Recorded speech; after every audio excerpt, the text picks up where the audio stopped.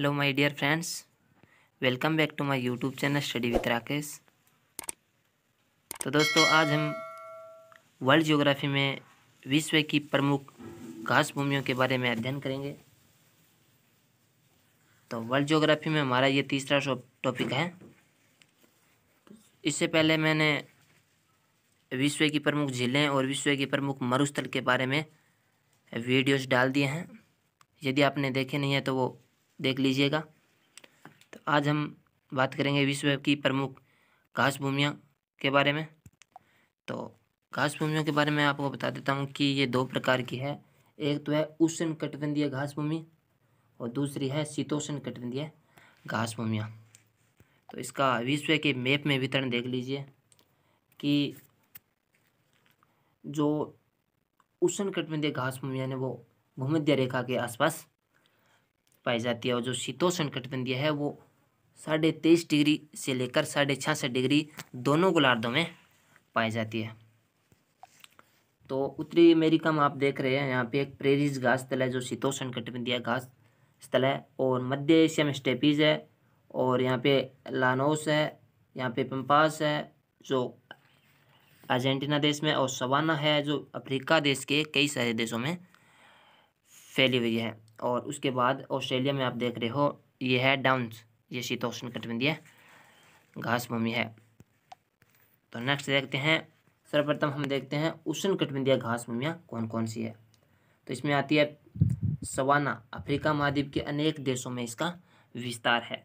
दूसरा है लेनोस जो दक्षिणी अमेरिका महाद्वीप के वेनेजुएला देश में फैली हुई है। और उसके बाद है कैंपोस घास भूमि है जो ब्राज़ील देश में फैली हुई है। दक्षिण अमेरिका महाद्वीप में कैंपोस भी।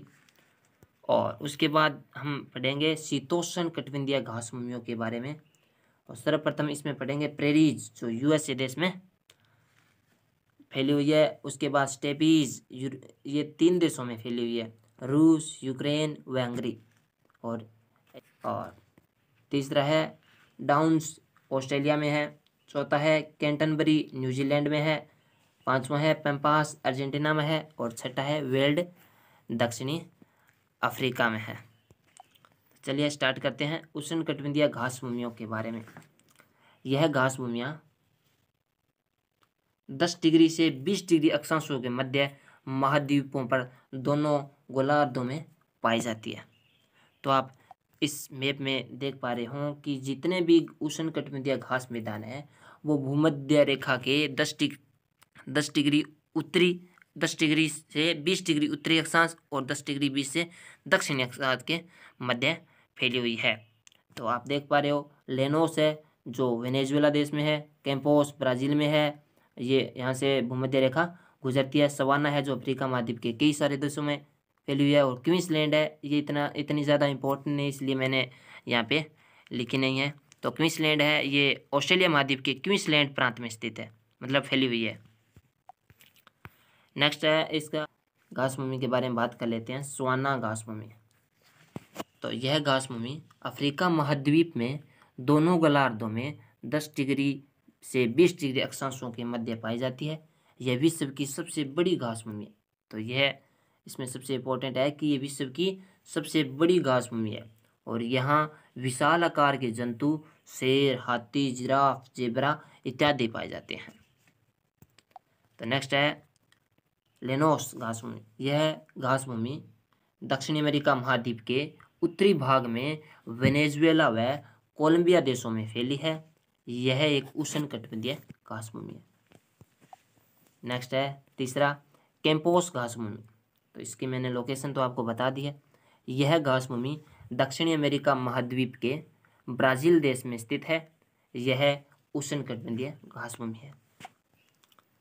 और नेक्स्ट है हमारा शीतोष्णकटिबंधीय घास भूमि। तो उष्णकटिबंधीय घास भूमि के बारे में हमने अध्ययन कर लिया है कि उष्णकटिबंधीय घास भूमि में हमने सवाना घास भूमि के बारे में, लेनोस घास भूमि के बारे में और कैंपोस घास भूमि के बारे में अध्ययन कर लिया है। नेक्स्ट है शीतोष्णकटिबंधीय घास भूमि। यह घास भूमि 23.5 डिग्री मतलब कर्क रेखा से 66.5 डिग्री मतलब आर्कटिक व्रत और दक्षिण में यदि हम बात करें तो 23.5 डिग्री दक्षिण में क्या कहलाएगा, मकर रेखा, और 66.5 डिग्री दक्षिण में अंटार्कटिका भारत। तो 23.5 डिग्री से 66.5 डिग्री अक्षांशों के मध्य पाई जाने वाली घास भूमियों शीतोष्णकटिबंधीय घास भूमियाँ कहलाती है। तो इसमें हम पहली घास भूमि के बारे में पढ़ेंगे, प्रेरीज घास भूमि, जो उत्तरी अमेरिका महाद्वीप में फैली हुई है। यह घास भूमि यूएसए व कनाडा देशों में स्थित है। तो यहाँ पे मैंने यूएसए और कनाडा, क्योंकि यूएसए में इसका विस्तार है वो सर्वाधिक है और कनाडा में थोड़ा है।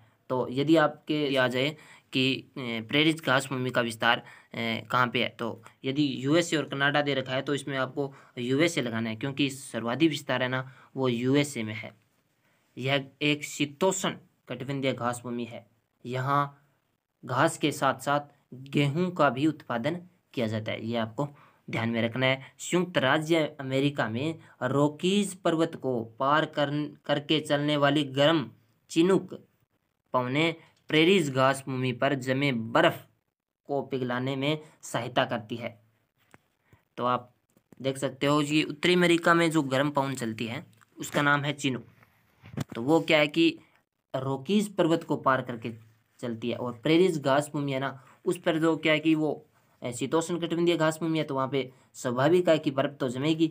तो चिनुक पवन है वो है गर्म, तो ये क्या है कि गर्म चलती है तो बर्फ को पिघलाने में सहायता करती है, जिससे क्या है कि पशु चरण में सहायता मिलती है।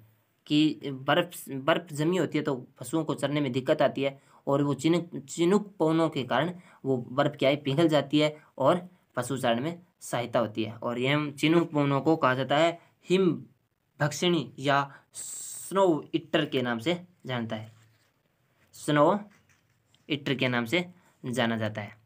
तो नेक्स्ट है इसमें दूसरी है स्टेपीज घास भूमि। यह घास भूमि रूस, यूक्रेन व हंगरी देशों में फैली हुई है। कई बार इसमें दे दिया जाता है कि ये मध्य एशिया में भी फैली हुई है, क्योंकि ये मध्य एशियाई देश है। तो उसके बाद है इस घास भूमि की पश्चिमी सीमा डेन्यूब नदी द्वारा निर्धारित की जाती है।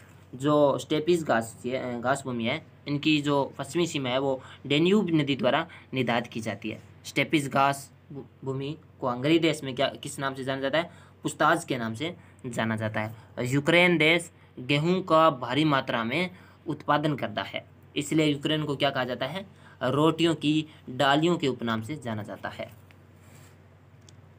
नेक्स्ट है पंपास घास भूमि। यह दक्षिण अमेरिका महाद्वीप के अर्जेंटीना व उरुग्वे देशों में फैली शीतोष्ण कटिबंधीय घास भूमि है। तो सॉरी दोस्तों, यहाँ पे घास भूमि है, स्वामी नहीं है। यहाँ विश्व प्रसिद्ध पौष्टिक घास, मतलब पंपास घास भूमि में एक घास है, पौष्टिक घास है, उसका नाम है अल्फा अल्फा। ये आपको विशेष तौर से याद रखना है कि अल्फा अल्फा नामक जो घास भूमि है वो जो घास है वो कौन सी घास भूमि में उगती है। तो यह अल्फा अल्फा है घास भूमि जो पंपास घास भूमि में उगती है। यह मूलतः एक फलीदार पौधा है। इस घास भूमि में अर्जेंटीना देश पशुओं को चराकर मोटा तगड़ा करके मांस की प्राप्ति करता है, इसलिए अर्जेंटीना देश विश्व का प्रमुख मांस निर्यातक राष्ट्र बना है। तो दोस्तों मैंने आपको पहले बताया था विश्व की प्रमुख झीलें करवाई थी, उसमें मैंने मिशिगन झील करवाई थी उत्तरी अमेरिका की, जो ग्रेट लेक्स में है। ग्रेट लेक्स का भाग है मिशिगन, उसके किनारे एक देश है, एक मतलब यूएसए देश का एक प्रांत है, उसका नाम है शिकागो। तो वहाँ पर क्या है कि विश्व की सर्व प्रमुख मांस मंडी है। तो ये क्या है कि ये एक देश है जो मांस निर्यातक देश है, और वो प्रांत है वो वहाँ पे क्या है कि एक मांस मंडी है, विश्व की सर्व प्रमुख मांस मंडी है शिकागो में। नेक्स्ट है वेल्ड घास भूमि।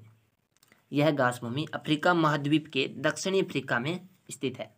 तो ये वेल्ड घास भूमि है, अफ्रीका महाद्वीप के दक्षिणी अफ्रीका देश में स्थित है। यहाँ विश्व की प्रसिद्ध मेरीना भेड़ का पालन किया जाता है। यहाँ किस भेड़ का पालन किया जाता है, मेरीना भेड़ का पालन किया जाता है।